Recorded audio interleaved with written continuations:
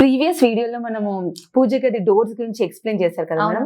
Normal గా చాలా మంది ఇళ్లలో ఓపెన్ అంటే ఇట్లా ఓపెన్ చేసినట్టే ఉంటాయి. సో దాని గురించి ఇంకొంచెం కాస్త వివరణ ఇస్తారా? ఎప్పుడైనా అమ్మా డోర్లు అనేటువంటివి ఇలా మనం బయటికి ఎప్పుడైతే తీస్తామో దాన్ని షెల్ఫ్ కింద పరిగణలోకి తీసుకుంటాం. అది గది అవ్వదు.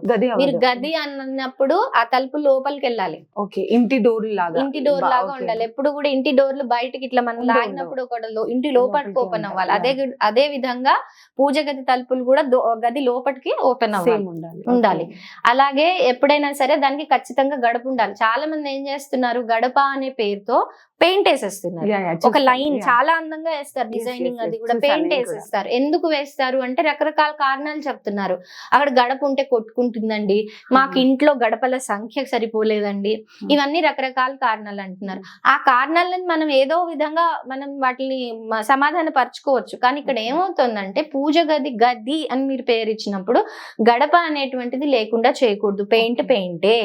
ఇప్పుడు మనం బొట్టు పెట్టుకుంటాం, స్టిక్కర్లు దాదాపుగా అందరు ఆడవాళ్ళు స్టిక్కర్లు పెట్టుకుంటారు, పెట్టుకుని వాళ్ళు ఎవరు ఉండరు. కానీ ఎంత స్టిక్కర్ పెట్టుకున్నా మొహం మీద ఖచ్చితంగా కొంచెమైనా కుంకుమ పెట్టాలి. లేదు అని అంటే అసలు మనం బొట్టు పెట్టుకోనట్టే లెక్క. అలాగే మనం ఎంత పెయింట్లు పూసినా, ఎంత కలర్ఫుల్ గా దాన్ని అందంగా చూడముచ్చటగా తయారు చేసినా, పసుపు కుంకుమ ఒక గడప ఉండి ఆ గడపకి అంటే చెక్కతో మాత్రమే చేయాలి. మళ్ళీ అదేదో టైల్స్ తోనో లేదంటే ఇంత ఇసుక సిమెంట్ వేసేసి చేయటం అలా కూడా పనికిరాదు.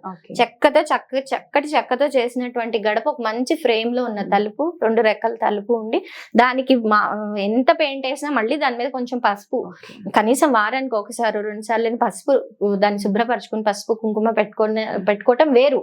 అది కంప్లీట్లీ డిఫరెంట్. అది ఇకపోతే మాకు అంత ఓపిక ఉందా అనేటువంటిది అది నెక్స్ట్, అది మనం తర్వాత మనం చర్చించుకోవాల్సిన అంశం.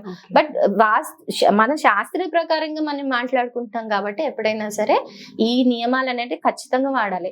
అలాగే ఎప్పుడు కూడా పూజ గదిలో సాధ్యమైనంత వరకు ఎరుపు రంగులు వాడకండి. ఎరుపు రంగులు అనేది తెలుపు వాడుకోవచ్చు, క్రీమ్ వాడుకోవచ్చు, గోపిక చందనం కలర్ అంటారు, చందనం రంగు అంటారు, అలాంటివి వాడుకోవచ్చు. ఇలాంటి కలర్స్ వాడుకోవచ్చు. కానీ నలుపు సహజంగా ఎవరు వాడరు. అలాగే ఏంటంటే ఎరుపు రంగులు కూడా ఎక్కువగా మనం వెళ్ళిపోగొట్టడం అనేటువంటిది మంచిది కాదు. స్టోరేజ్ ప్లేస్ అనేటువంటిది ఎప్పుడు దక్షిణ భాగానే జరగాలి, కానీ ఉత్తరం గోడ మీద కానీ తూర్పు గోడ మీద కానీ ఉండకూడదు. ఇలాంటి కొన్ని నియమాలను పాటించుకుంటే చక్కగా మనకి మంచి సత్ఫలితాలు వస్తాయి.